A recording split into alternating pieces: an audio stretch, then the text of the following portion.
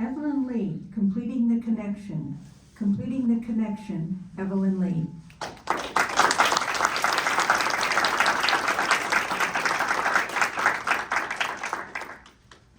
Communication is a team sport. For example, if I was going to be speaking to my mom, I would start with a topic. Let's call this ball the topic. It's made up of complex sentences and interesting words. Then I pass the topic to mom.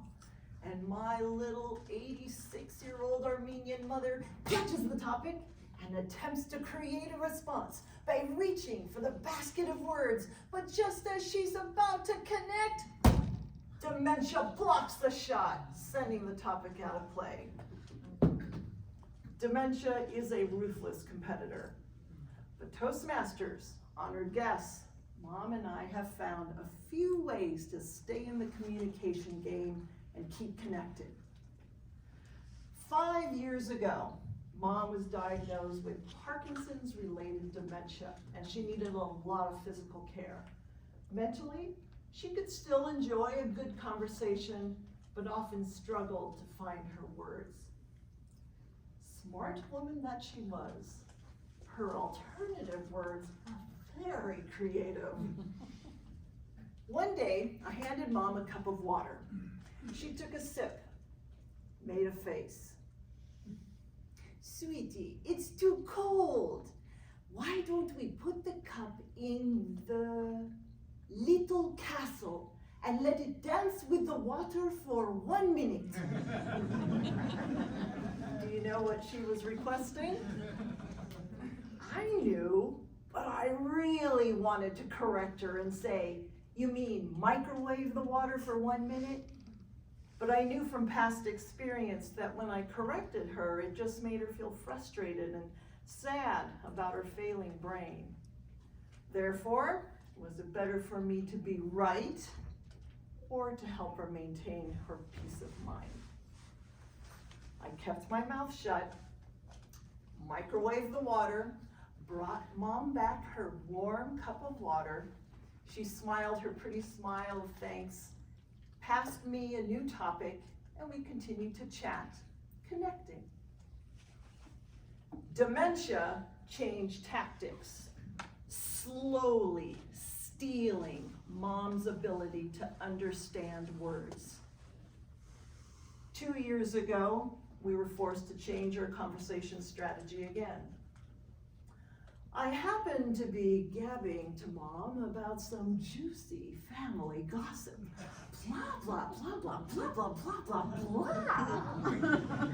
As I spoke, I noticed Mom's eyes getting really big.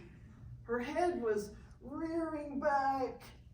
It kind of looked like she was trying to escape all my words and negative stories. I stopped talking. Mom relaxed. She smiled apologetically.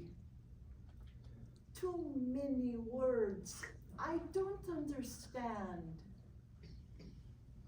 How might you have responded if you heard that? I love my mom. And I love a word challenge. I stepped back onto that communication court. Little change in the game. This time I introduced a happy topic, one made up of short sentences and simple words. And I faced Mom as I passed the topic. And Mom played like a champ. She nodded, she smiled, she even had a few words of response. Score! We were communicating again. But dementia never lets you win for long.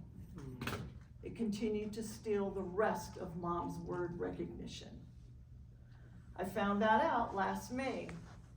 Mom and I were sitting together in the pretty garden of her care home. We were enjoying the warmth of the sun. We could hear the little birds chirp, chirp, chirping in the trees. I looked around for a topic to discuss, saw a blue pot with yellow daisies. I turned to face Mom and said, "Yellow is your favorite color. Do you like the flowers?" Mom looked back at me eyes blank. That was a block to my heart. Without words, how could I communicate with her now? I looked at Mom, longing to connect, but dementia had defeated us. Now Mom continues to recognize facial expressions, and she must have seen the consternation on my face because there was a shift in her eyes from blank to soft. And then she found a way to communicate with me.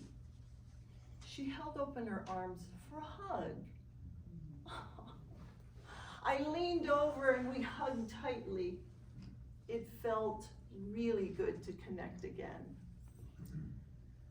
I've shared our stories with you because each year, 10 million people worldwide will be diagnosed with dementia. So if you're like me, you may be blessed to spend time with a loved one who's struggling to communicate. It can feel stressful, frustrating. If they repeat themselves one more time, breathe. I know you can do it. Your loved one wants to connect with you too. From personal experience and the advice of professional caregivers, avoid arguing. Be encouraging. If you can, use short sentences, simple words. Don't talk down to them, but do keep your topics happy. And remember to look at the person when speaking. When words are no longer understood, just let that conversation ball drop. And pick up your loved one's hand instead. As Mom lovingly showed me, a warm hug, time spent together clearly expressed affection, completing the connection. Madam Toastmaster.